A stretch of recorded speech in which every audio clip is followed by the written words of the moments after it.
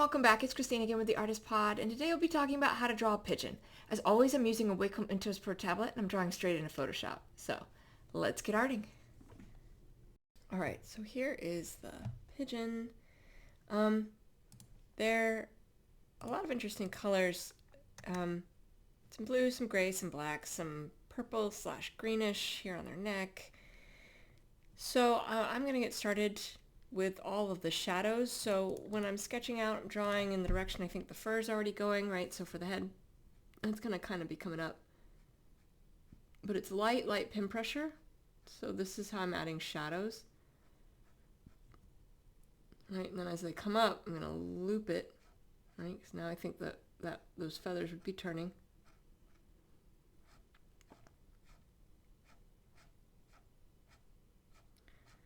But again, just sort of light pin pressure. This is full pin pressure. You can see the difference. So it's just light pin pressure to sort of fill in the shadows to establish the fur direction, or, you know, in this case, feather direction. But too many lines will also brighten it up. So I am going to get everything drawn in shadow, right? It's nothing fancy, just light pin pressure, just sort of filling in the figure of the pigeon. And I will be right back.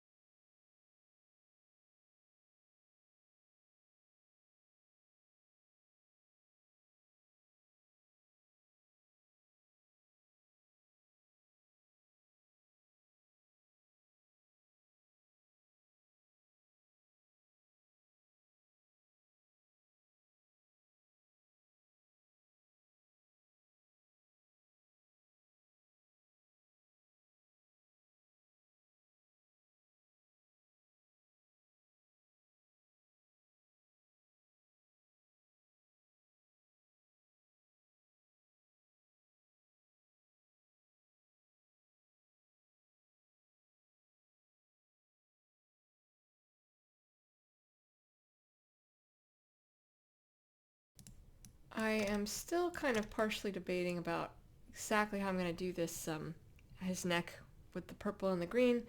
For now, I've sort of done the purple as the base and overlaid the green. But now we're going to get the highlights and shadows. I might leave these wings as black. I also might not. So I'm kind of debating if this is enough or if I need to add some hint of a like a gray.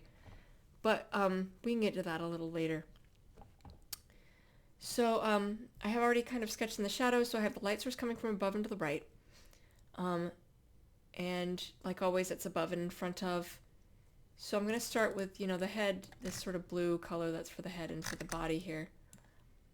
Now, I don't have to put full pin pressure. I can just do more lines. So as I get closer to areas like here that I've added in a shadow, I just want to do more lines because I don't want the line itself to be thicker, even though I'm brightening it up. That'll help with the shadow, as opposed to as I move away, I can put more pin pressure, and then as I come to the edge, probably taper that off as well. So I'm going to get this, right, and so this is what it looks like, right? You can see that little bit of shadow peeking through. And if I did the whole thing, right, just more lines, not more pin pressure to brighten it. And I take that back off. Right, you can kind of see it still. And then I'll flush it out and make it a little clearer. So I'm going to get all of this like light bluish, grayish color done. The head and the body, and I will be right back.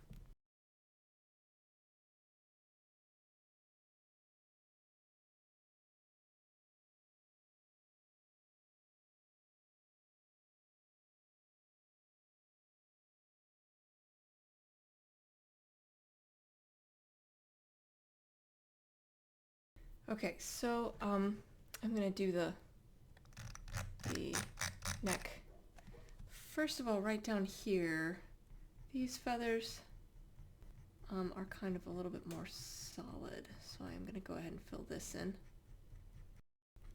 think I'm going to have the big highlight be in the green, so this sort of stripe, and then keep this in that purpley kind of color. We'll see how that kind of goes. Still also maintaining a little bit of that feathered look, right, where I'm highlighting specific spots, even where I haven't drawn it out, just sort of creating the sense that there's feathered texture here. Hoping that by layering it like this, it'll create a more shimmery look, because in the shadows we'll have that, you know, more purple, so that might create that bit more of a dynamic look to it.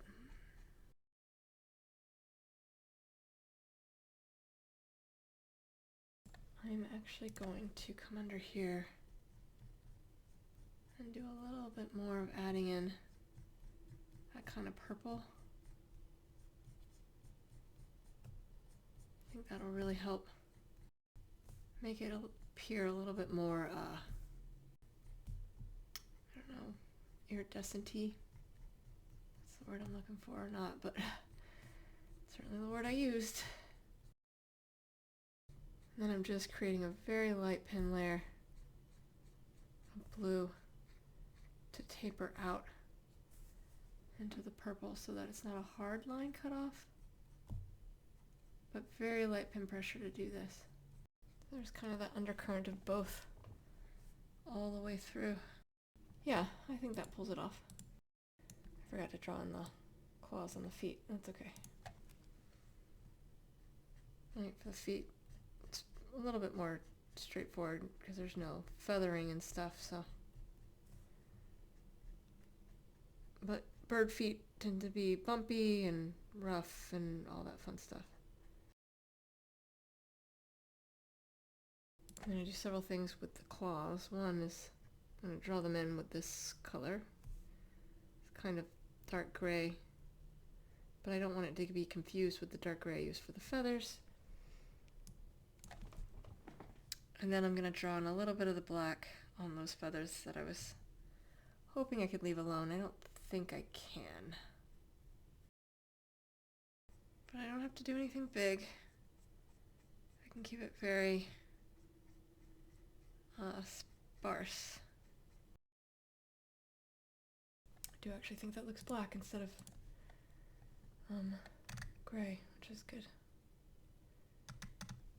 Okay. I keep forgetting to do the beak, because the beak is the lighter gray instead of darker.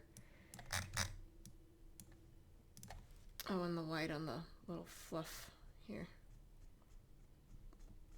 Beak isn't big, so not a whole lot of space.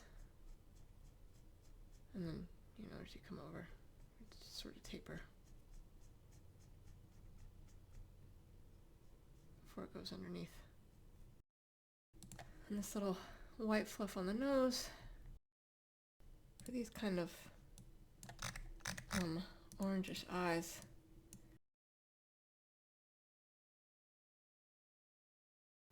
They have like some, like, their faces right here are kind of orange, and it's not just the eye, but also the skin around it. Okay, so then we have the eye. I was debating on if I should leave the top dark like usual, but I feel like pigeons do kind of always have that shocked look on their faces, so we're just going to go with this. Right, light source above and to the right, so there'd be a light flare against the pupil, and then the eye would be highlighted on the side of the light source underneath, and then going into shadow on the back side and above. I don't know how true that is with a pigeon, but we're going to kind of do just a U of highlight. Okay, so then I am actually going to take brighter color. I don't often do this, but I feel like the pigeon could benefit from it. Have it go against the eye. And then I'm gonna create kind of these squiggles. Mix the muscles on her eyes and taper that off as it goes. Because that'll help differentiate it from the orange I've done around the eye. Make the eye look a little bit more eye-esque. Okay, so then we have a light flare. Right, always in the highlighted section. I'm just gonna kind of draw in some squiggles. And that gets you your flare. Now sometimes I add like I just don't know, I feel like that might mess this up. I add another color for highlight, you know, just like I did for the eye. I'll do like a little burst of color. I wonder, it's usually a warmer color. Use the same color I did for the eye.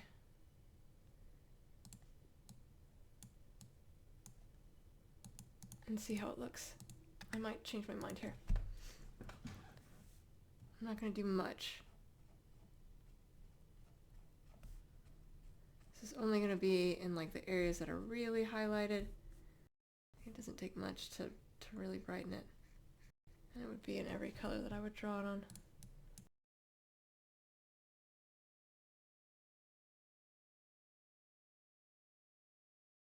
And I don't know how well this is going to work. I'm going to add some blues into the shadows.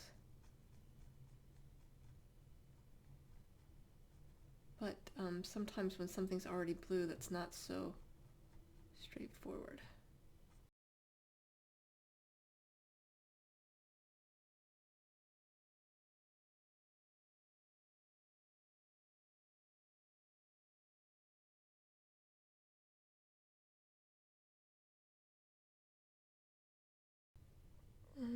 Yeah, well, there we go. There's a pigeon. All right, so, sorry, I just banged my elbow. That's how you draw a pigeon. I hope that was helpful. In the floating nether next to me, I have other videos of art tutorials I've done, and I will see you all soon. Thank you so much. Take care.